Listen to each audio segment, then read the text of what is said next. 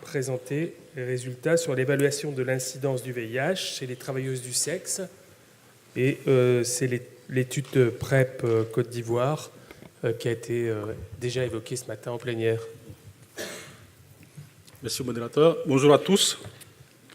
La présentation va porter sur l'évaluation de l'incidence du VIH sur les travailleurs du sexe en Côte d'Ivoire, le projet PrEPSI ANRS 12361. Juste pour rappeler que la prophylaxie pré-exposition est proposée comme un outil supplémentaire à la prévention de l'infection en VIH, en particulier chez les personnes à haut risque de transmission du VIH. Dans la directive de 2016, l'OMS recommande la PrEP pour les groupes ayant une incidence de plus de 3%. Il y a donc un intérêt d'identifier en Afrique subsaharienne où la transmission du VIH hétérosexuelle est dominante, pour voir les personnes les plus exposées à l'infection VIH. Et dans le contexte ivoirien, les travailleurs du sexe constituent une des cibles envisagées pour la mise en œuvre du programme PrEP. Mais avant, pour cadrer avec les directives de 2016 de l'OMS, il faut qu'on ait une idée de l'incidence dans cette population. C'est pourquoi l'objectif principal de notre étude était d'estimer l'incidence de l'infection VIH au sein de la population des travailleurs du sexe à Abidjan et à San Pedro. Cet objectif était l'un des objectifs du projet global PrEPSI qui visait à explorer si et comment un programme PrEP pouvait être mis en œuvre sur les travailleurs du sexe en Côte d'Ivoire. Pour ce faire, nous avons conduit une enquête transversale de novembre 2016 à avril 2017 à Abidjan en bleu sur la 4 et à San Pedro en rouge. Et étaient inclus dans cette étude les travailleurs du sexe âgés de moins de 18 ans ayant été dépistés précédemment négatifs pour l'infection en VIH ou jamais été dépistés et qui donnaient leur consentement écrit. Dans cette étude, nous avons collaboré de façon étroite avec deux ONG communautaires, Espace Confiance à Abidjan et à Prosam à San Pedro. Nous avons mis en place les stratégies d'intervention ensemble et les travailleurs du sexe ont été enquêtés sur les sites professionnels avec les pères éducatrices et également ceux qui venaient pour la première visite dans les cliniques communautaires fixes.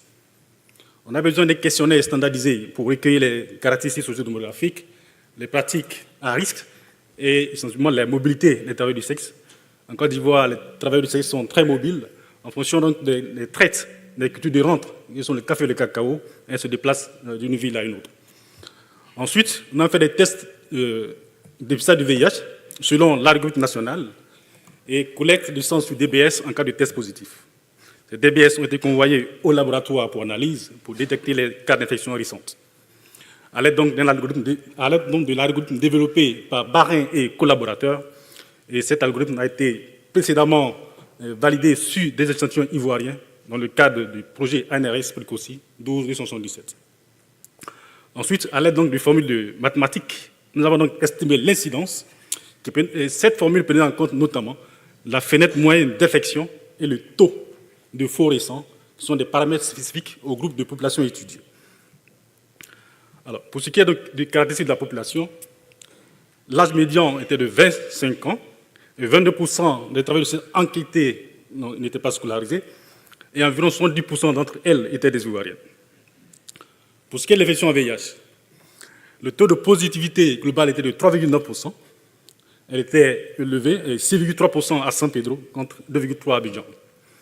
Et à l'aide, donc, il y a eu 7 cas infectés récents, et à l'aide donc de formules utilisées, l'incidence est évaluée à 2,3%, avec une disparité, une forte incidence à San Pedro, 3,3%, et 1,6% à Abidjan.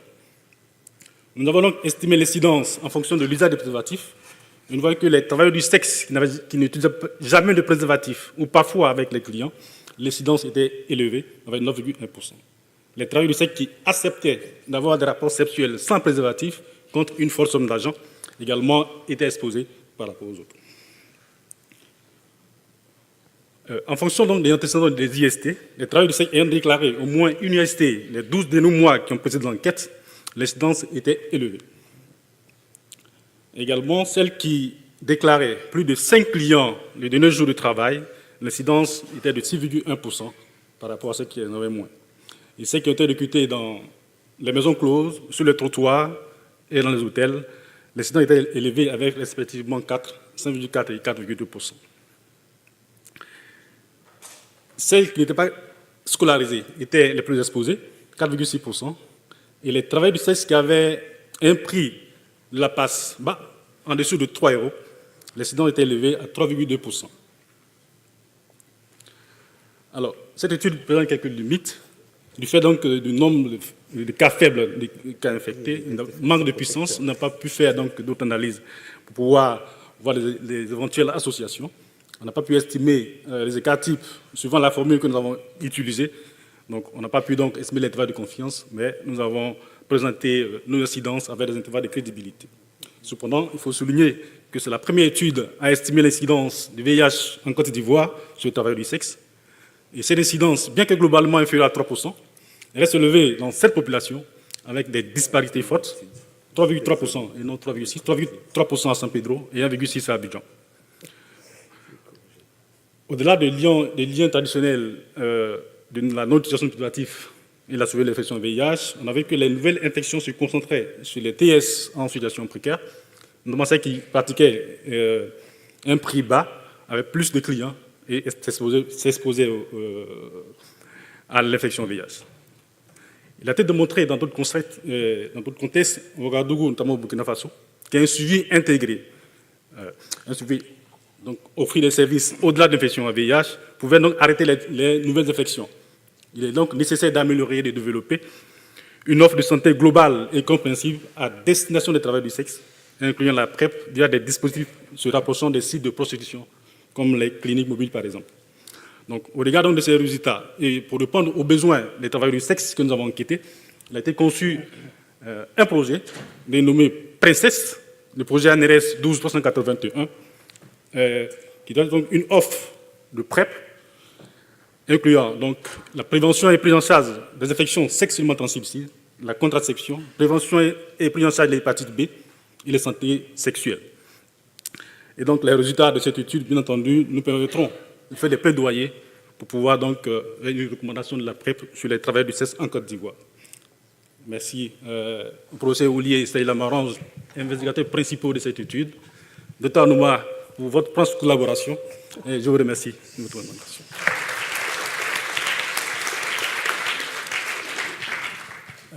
Merci Marcelin pour cette importante communication. Je voudrais quand même faire quelques précisions. Votre étude a le mérite d'avoir fait une estimation de l'incidence sur les TS à Abidjan et à San Pedro, mais ce n'est pas la première étude en Côte d'Ivoire qui a fait une estimation de l'incidence.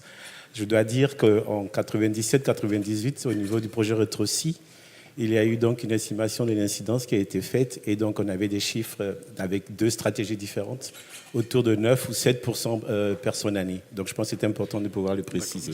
Ceci dit, on voit quand même que depuis 97 jusqu'à aujourd'hui, il y a quand même eu une nette amélioration au niveau, donc, en tout cas une très forte réduction de l'incidence dans ces groupes-là.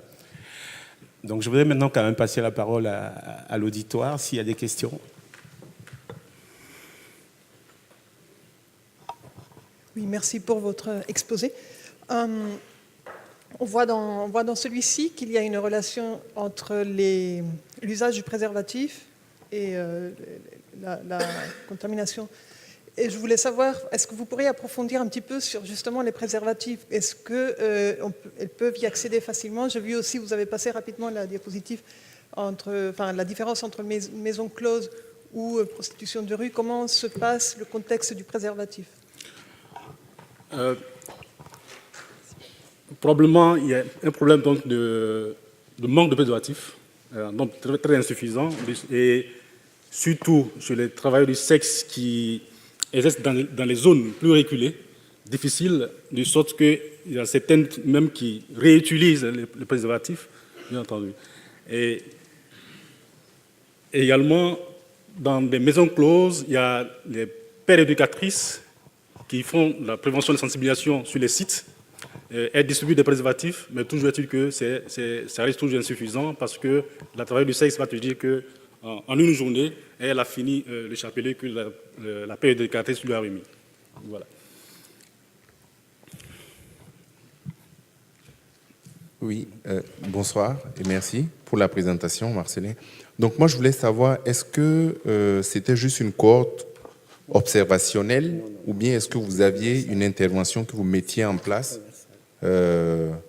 pour l'évaluer? Non, ce n'est pas une cohorte, comme je disais tantôt, c'était juste une enquête transversale. C'est une enquête transversale que nous avons menée. Voilà. Et ici, c'est pourquoi d'ailleurs, pour l'évaluation de l'incidence, nous avons recours aux méthodes donc, de tests d'infection récentes qui existent bien entendu, et voilà, pour pouvoir estimer l'incidence. Donc, ce n'était pas une cohorte, c'était une étude transversale. Maintenant, peut-être avec le nouveau projet, bien entendu, il y a une cohorte et nous allons suivre ce travail du sexe pour pouvoir évaluer également l'incidence aussi, et faire une comparaison. Docteur, est-ce que vous avez des éléments peut-être à partager sur les différentes incidences qu'on observe dans l'étude entre San Pedro et Abidjan? Je dois dire que quand même les programmes pour les TS au niveau de San Pedro ont commencé quand même dans les années 98, 99 et voilà, on voit quand même quelques différences entre Abidjan et San Pedro. Oui, la différence est énorme. Abidjan, plus ou moins en milieu urbain, on pense plus ou moins que les travailleurs du sexe, les pères éducatrices arrivent plus ou moins à sensibiliser ces travailleurs du sexe. Par contre, à San Pedro, dans les zones reculées, les villages environnants, les pères éducatrices n'arrivent pas dans ces zones-là. Et même l'unité mobile de la PROSAM qui fait le travail dans la zone, cette unité mobile ne fonctionne plus. Donc voilà, les travailleurs du sexe sont difficilement atteignables dans ces zones-là. Et ceci pourrait probablement expliquer aussi, bien entendu, cette incidence qui est élevée dans cette zone.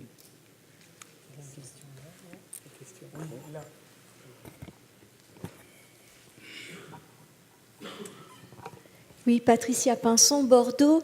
Pour rejoindre la question précédente, est-ce que quand vous allez mettre en place la PrEP, est-ce que vous allez en même temps proposer des préservatifs et est-ce que la PrEP va être proposée aussi aux prostituées de moins de 18 ans?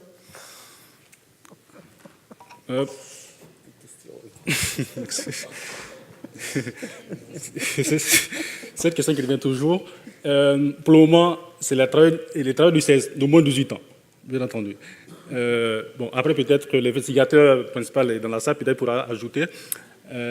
Sinon, c'est le moins de 18 ans, selon le cadre légal en Côte d'Ivoire, bien entendu. Et dans ce projet qui sera mis en place, évidemment, il y aura un suivi particulier des travailleurs du sexe qui sont sous PrEP. Et nous avons prévu, bien entendu, la distribution des préservatifs et des gels et tout. Je me permets 2 éléments de réponse en tant qu'investigateur principal de Princesse. Dans l'offre de santé qui sera proposée, elle sera ouverte aux femmes VIH+, aux femmes VIH-. La PrEP sera une option, mais ne sera pas une obligation. Et l'ensemble du package de santé sera disponible pour l'ensemble des femmes. Même si elles ne prennent pas la PrEP, elles peuvent avoir accès à la contraception ou aux autres services. Ce sera une offre globale. Sur le fait des mineurs qui ont entre 16 et 17 ans, aujourd'hui, légalement, on ne pourra pas le faire dans un cadre de recherche, puisqu'il faudrait qu'on ait un consentement écrit de la part des parents. Je vous laisse... Et donc, il y a 2 difficultés. Je pense que Camille Anoma peut parler de comment, à mon avis, sur le terrain, on peut essayer d'ajuster des interventions. Sur un cadre de recherche et de protocole éthique, on a une obligation à 18 ans. La question a été posée au Comité national d'éthique et au ministère de la Santé, mais sans changement légal, il n'est pas possible d'inclure dans un projet de recherche des personnes de moins de 18 ans sans l'accord de leurs parents. Merci Marcelin. Merci.